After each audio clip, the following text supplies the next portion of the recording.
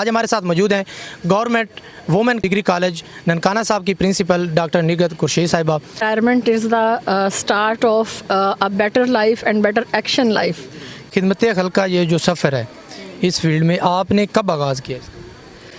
یہ تو 96 government job کا کہیں تو 96 میں گورنمنٹ جاب ہوئی میری۔ ٹیچنگ شعبہ آپ کو کیوں پسند ہے؟ میں نے یہ سمجھا کہ اگر میں کتابوں والے شعبے میں جاؤں گی تو وہاں پہ جا کے میں جو پڑھا ہے، جو اپنے گھر کی تربیت ہے، وہ آگے میں دے سکوں گی۔ کوئی ایسا دن جو آپ کا بہت ہی مشکل دن گزرا اور آپ دلی طور پہ گھبراہٹ آپ نے محسوس کی ہو کہ میں کس شعبے میں آ گئی ہوں، کوئی ایسا چانس بنا؟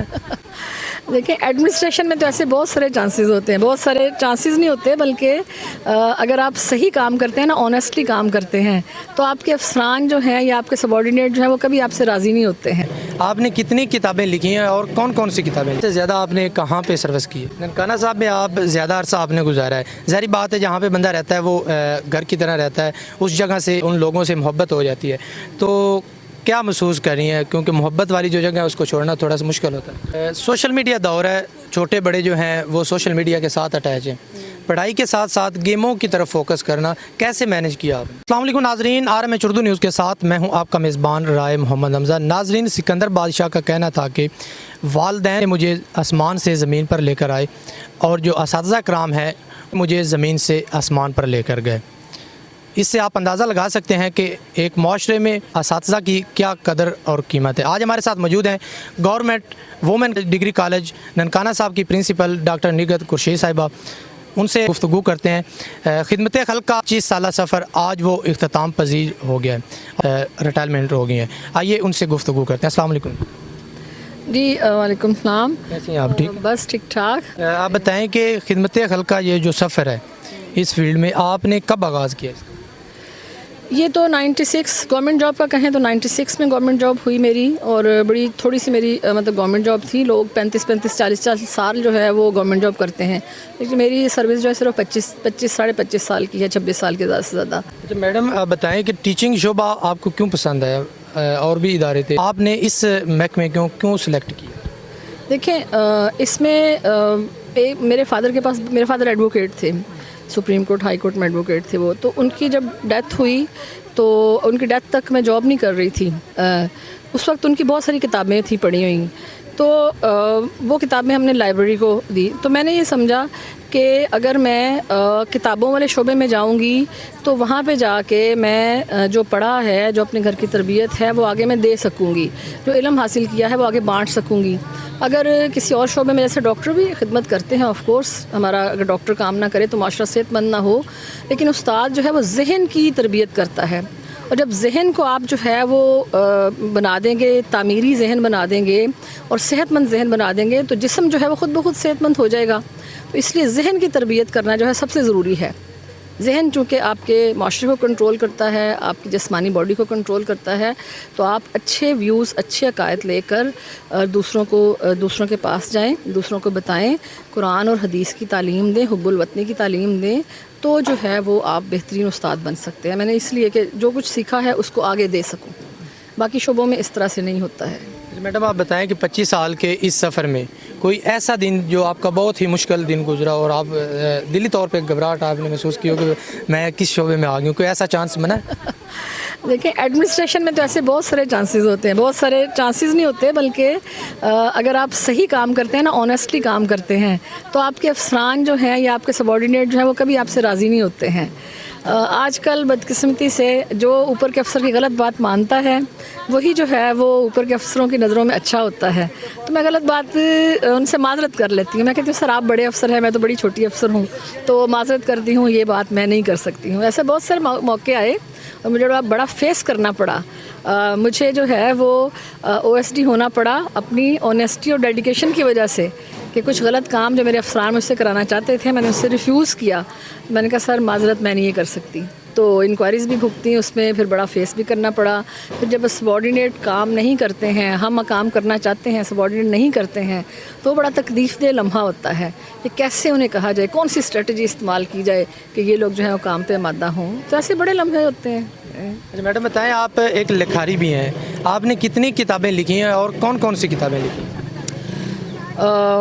دکھاری تو میں بہت عرصہ پہلے میری جو اسٹوڈنٹ لائف میں کتاب آئی تھی وہ تھی ہنر کاری، بچوں کے اوپر تھی. اس پہ رادر ایوارڈ بھی ملا تھا، مسعود خدر پوش ایوارڈ ملا تھا.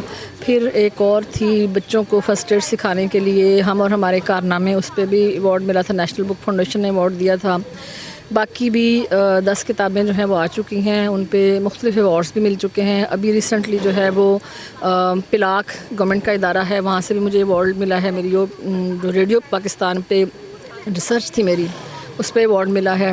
اسی طرح سے مولا بخش ایوارڈ ہے، کانگا ایوارڈ ہے. مختلف ایوارڈز ہیں جو بکس پہ ملے ہیں.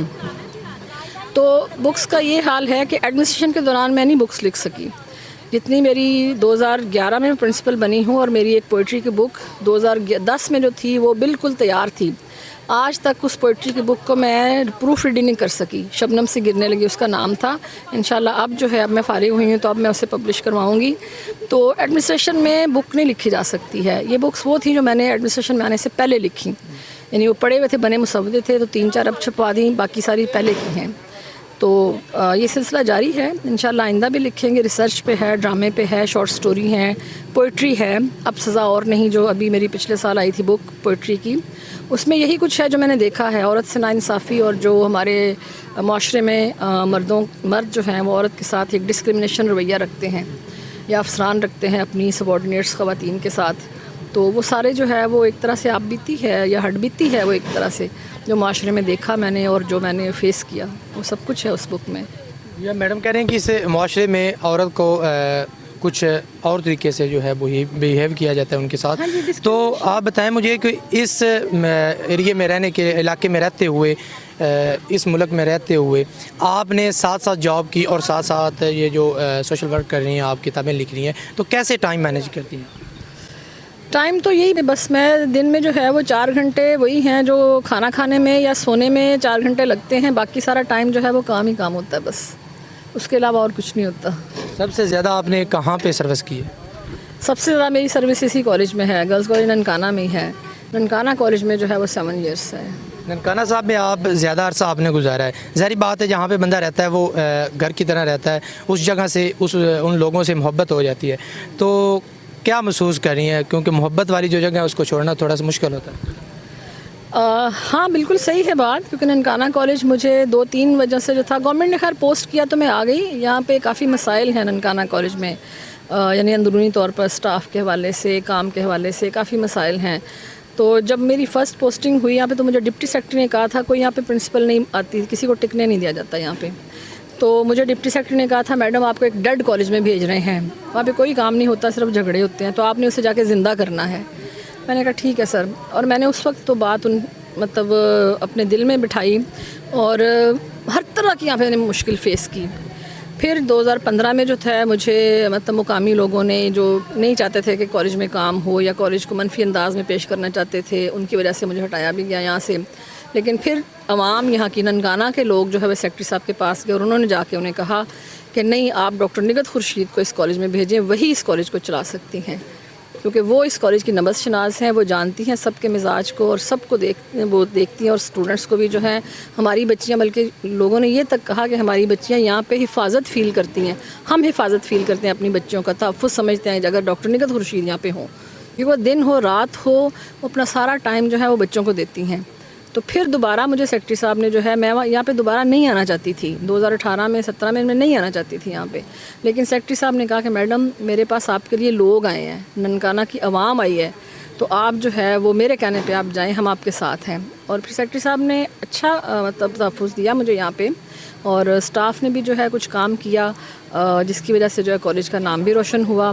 ظاہر ہے اسٹاف کا اپنا مزاج ہوتا ہے، انہیں ان کے مزاج کے مطابق ٹیکل کرنا پڑتا ہے. تو جب آپ ایک دوسرے کا مزاج سمجھ جاتے ہیں تو پھر کام کرنا ایزی ہو جاتا ہے تھوڑا سا. تو اس لیے اب مجھے پتہ ہے کہ انہوں نے کس بات پہ نہ کرنی ہے، کس بات پہ ہاں کرنی ہے، تو میں اس طریقے سے پھر انہیں ہر طرح کی اسٹریٹجی یوز کر کے تو پھر ان سے جو ہے کام لیتی ہوں، اور الحمدللہ I am successful. Social media دور ہے، چھوٹے بڑے جو ہیں وہ سوشل میڈیا کے ساتھ اٹیچ ہیں. پڑھائی کے ساتھ ساتھ گیموں کی طرف فوکس کرنا کیسے مینیج کیا آپ نے؟ دیکھیں پڑھائی، دیکھیں سارے اسٹوڈنٹس ایک جیسے نہیں ہوتے ہیں. کچھ اسٹوڈنٹ ہوتے ہیں وہ پڑھنے والے ہوتے ہیں، اگر آپ اپنے اسٹوڈنٹس کی کیپیسٹی کو کیپیبلٹی کو چیک کر لیں نا، کچھ اسٹوڈنٹس ہیں جو صرف پڑھاکو بچے ہوتے ہیں، ریڈر ہوتے ہیں، انہوں نے کتاب ہی پڑھنی ہے، انہوں نے امتحان میں نمبر اچھے لینے ہیں. کچھ اسٹوڈنٹ ہوتے ہیں جن کا پڑھائی کی طرف رجحان نہیں ہوتا ہے، ان کو ہم دوسرے پازیٹیو ایکٹیویٹیز میں لگاتے ہیں تاکہ نیگیٹو سائڈ پہ نہ جائیں. تو ان کو گیمز کی طرف لگایا، اگر وہ پڑھائی میں تھوڑے کمزور ہیں تو ان کو گیمز کی طرف لگایا، بچے آپ اس میں آگے آ جاؤ. تو اس طرح سے ہر سطح کے اسٹوڈنٹس کو میں نے چیک کیا، ان کو آبزرو کیا. جو پھول بنانے کی صلاحیت رکھتی ہے اس کو پھولوں پہ لگایا، جو یہ گھر کے کام کرنے کی صلاحیت رکھتی ہے اس سے وہ ہنر کاری کے اس سے کروائی، وہ اس سے کام لیے. یعنی یہ آپ کو پورے بچوں کو جج کرنا پڑتا ہے، اور وہ اس وقت ہی ہوتا ہے جب آپ بچوں کے ساتھ رہیں، جب آپ بچوں سے مل بیٹھیں، جب آپ بچوں سے بات کریں. تو میں جتنے عرصہ پرنسپل رہی ہوں، کبھی جو ہے وہ بچوں نے میرے پرنسپل آفس میں آنے سے شائع نہیں فیل کیا، بلکہ دھاڑ سے دروازہ کھولتے ہیں اور اندر آ جاتے ہیں کہ میڈم یہ بات ہے، میڈم یہ مسئلہ ہے.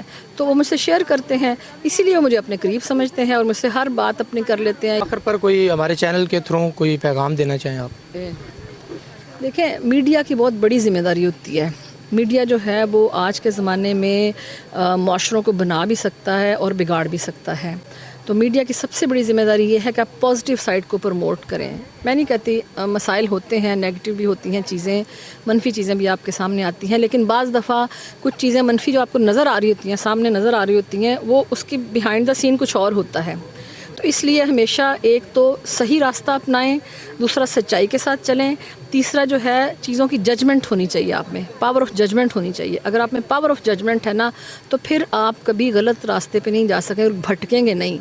تو میڈیا جو ہے اس کی اب معذرت کے ساتھ جو ہے وہ ہمارے بہت سارے میڈیا جو ہیں وہ فوراً لوگوں کے ساتھ وہ بکے ہوئے ہیں، تو اس سے ملک کو نقصان ہو رہا ہے نا. سب سے پہلی ترجیح ہماری پاکستان ہے. دیکھیں، بڑے لیڈروں کے پاس بہت پیسہ ہے، لیکن یہ بات ہے کہ جب تک آپ جو ہے وہ بے لوس پاکستان کے ساتھ آپ کو رہنا یہاں پہ ہے، ہمیں یہاں پہ رہنا ہے. ہمارا پیسہ تو کہیں باہر نہیں ہے، نہ ہمارے بچے باہر پڑھتے ہیں. ہم نے یہاں پہ رہنا ہے، آپ نے یہاں پہ رہنا ہے، آپ کے بچوں نے یہاں پہ پڑھنا ہے. آپ کے پاس کتنے وسائل ہیں باہر جانے کے لیے. تو اپنے ملک کی حفاظت کریں، اپنے برے لوگوں سے، جو برے لوگ بن چکے ہیں، جو ہمارے جو معذرت کے ساتھ جو ہمارے لیڈرز ہیں، پہچانے کون جو ہے صحیح ہے کون غلط ہے، اور صحیح بندے کا ساتھ دیں اور دیکھیں اس کو کہ اگر وہ صحیح کرتا ہے تو جب تک صحیح کرتا ہے ٹھیک ہے، اگر وہ غلط کرتا ہے تو پھر وہ بھی ویسا ہی ہے. اس لیے سب سے پہلے اللہ کی رسی کو مضبوطی سے تھامیں، قرآن حدیث اور سنت پہ یقین رکھیں، اور اس کے بعد جو ہے آپ اپنے وطن کی محبت آپ کے دل میں ہو، نیشنلٹی ہونی چاہیے، آپ کے نیشنل اسپرٹ آپ کے اندر ہونی چاہیے، جو بدقسمتی سے ہمارے ہاں نہیں ہے.